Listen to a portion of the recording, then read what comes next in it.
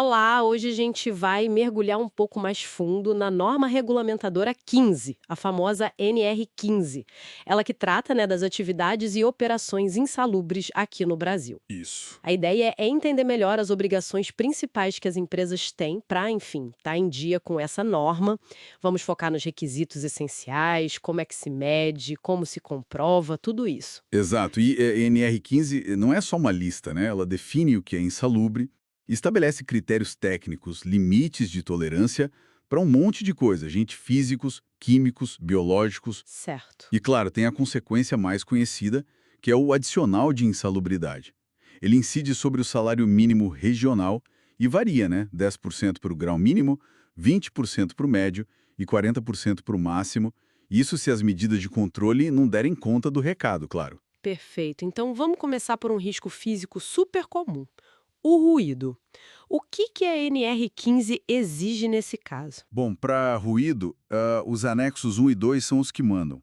O anexo 1 é para o ruído contínuo, aquele mais constante. Uhum. Ele tem uma tabela bem direta. Quanto mais alto o barulho em decibéis A, que a gente chama dBA, menor o tempo que o trabalhador pode ficar exposto.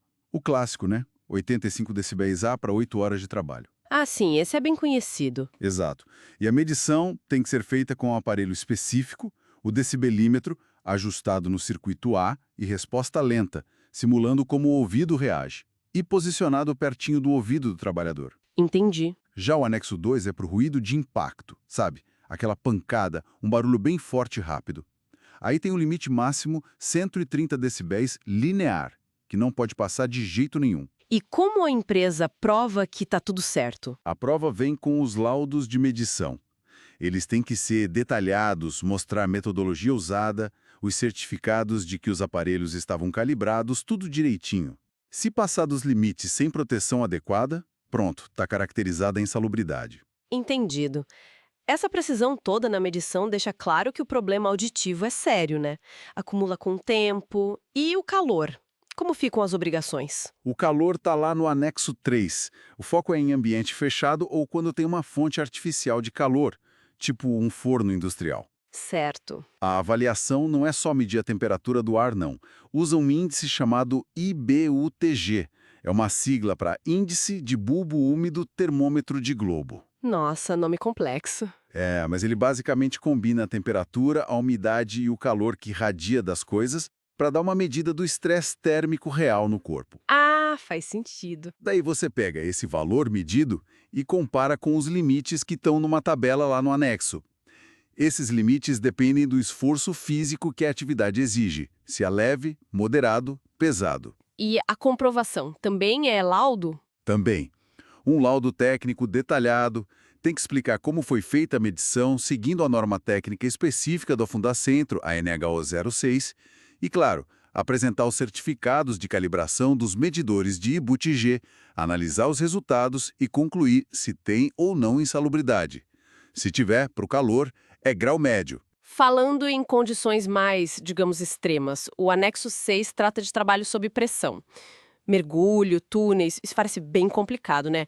Quais são os pontos-chave aí? Ah, sim, o anexo 6 é denso. É um cenário de risco altíssimo, então as regras são bem apertadas. Ele divide em duas partes: trabalho sob ar comprimido e trabalho submerso, o mergulho. Vamos pro ar comprimido primeiro. Túneis, essas coisas. Isso. Para esses casos, tem limites bem estritos e quanta pressão pode ser usada e quanto tempo o pessoal pode ficar lá dentro. Os exames médicos são super rigorosos, admissionais e periódicos a cada 6 meses, seguindo os modelos dos anexos A e B da própria NR15. 6 meses é bem frequente. Sim, porque o risco é contínuo. Precisa de acompanhamento médico constante lá na obra, procedimentos super detalhados para compressão e descompressão seguindo tabelas específicas do quadro 3. Tem que garantir a qualidade do ar que o pessoal respira e a equipe tem que ser qualificada. Encarregado, médico, operador de câmara. E a papelada para comprovar tudo isso? Muita. Os ASOS, né, atestados de saúde ocupacional, as fichas médicas individuais, os registros de cada vez que alguém entra e sai da pressão, o quadro 2, laudos comprovando o controle do ambiente. É bastante coisa. E aqui a insalubridade é sempre grau máximo, 40%. Com certeza, mergulho profissional é outra categoria de risco. As obrigações são ainda maiores. Tem classificação de mergulhadores, tamanho mínimo de equipo para cada operação, regras de segurança que mudam conforme a profundidade e a técnica de mergulho usada. E equipamentos especiais também, imagina. Sim, e todos certificados pela DPC, a Diretoria de Portos e Costas da Marinha. Precisa ter câmaras hiperbáricas de superfície, terapêutica, sino de mergulho com especificações técnicas bem rígidas. E os registros são super detalhados. Tem o livro de registro do mergulhador, o LRM, e o registro das operações de mergulho, o ROM. Os exames médicos seguem os mesmos anexos A e B. E claro, também é grau máximo. A complexidade reflete o perigo, né? Sem dúvida. Saindo um pouco da pressão e indo para os agentes químicos, o anexo 11. Como é que funciona a comprovação nesse caso? O anexo 11 traz uma lista grande de substâncias químicas e seus limites de tolerância. A ideia principal é controlar o que o trabalhador respira durante a jornada de trabalho, né, pensando em até 48 horas por semana. Certo. A insalubridade acontece se a concentração média daquela substância no ar, do ambiente, ultrapassar o limite definido na tabela do quadro 1. Para medir isso, tem que fazer uma amostragem específica, coletar várias amostras ao longo do tempo. E tem alguma coisa especial para ficar atento? Tem sim. Alguns químicos têm o que a norma chama de valor teto. Esse limite não pode ser ultrapassado em momento nenhum da jornada. Outros têm uma marcação indicando absorção também pela pele. Nesses casos, não basta controlar o ar.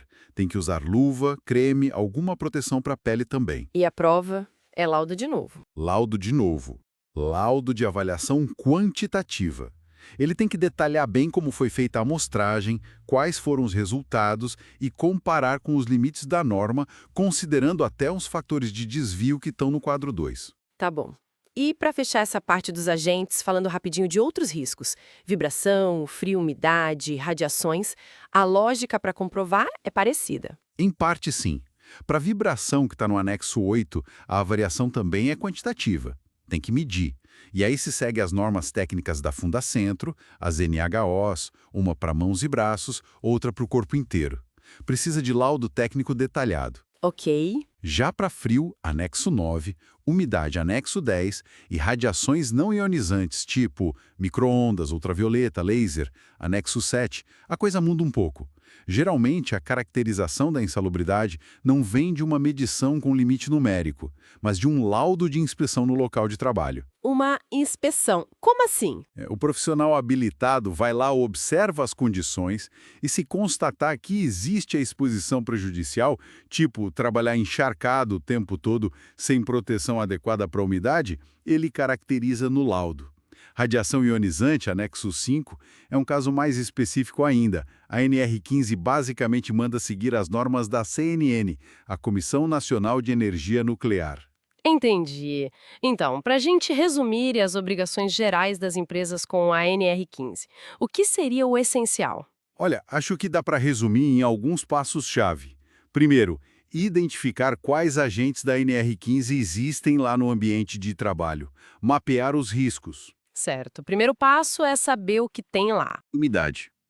E sempre seguir a metodologia que a própria NR15 ou as normas técnicas indicam e usar equipamento calibrado. Fundamental essa parte da metodologia e calibração, né? Totalmente, para garantir que o resultado é confiável. Terceiro passo. Pegar esses resultados e comparar com os limites de tolerância ou os critérios que estão nos anexos da NR15. Passou? Não passou. Tá dentro? Tá fora. Ok. Quarto, documentar tudo isso. Elaborar os laudos técnicos. E quem assina é engenheiro de segurança do trabalho ou médico do trabalho. Não pode ser qualquer um. Profissional habilitado. Isso. Quinto, o mais importante talvez, implementar medidas de controle. A ideia é eliminar ou neutralizar a insalubridade. EPC, EPI, mudança no processo, o que for necessário. E se não der para eliminar ou neutralizar? Aí vem o sexto passo. Se a exposição continuar acima do limite mesmo com as medidas, a empresa tem que pagar o adicional de insalubridade correspondente ao grau do risco. E um detalhe importante, mesmo quando implementa medidas de controle, a empresa precisa comprovar tecnicamente que elas são eficazes, que realmente baixaram a exposição para níveis seguros. Não basta só entregar o EPI. Tem que mostrar que funciona. Nossa, fica muito claro que atender a NR15 não é só preencher papel, né? É um processo técnico, contínuo, focado em proteger a saúde do pessoal. Exatamente. É um ciclo constante. Identificar, avaliar, controlar, documentar, reavaliar. É um trabalho que não acaba.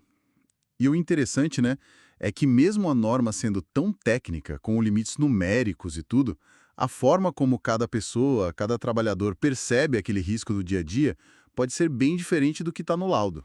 Pois é, isso levanta uma questão interessante para a gente pensar, né? Como será que as empresas podem conectar essa gestão técnica super detalhada que a NR15 exige com a percepção de segurança dos próprios trabalhadores? Como usar isso para fortalecer de verdade uma cultura de prevenção que funcione na prática, que não seja só para o papel? Fica aí a reflexão.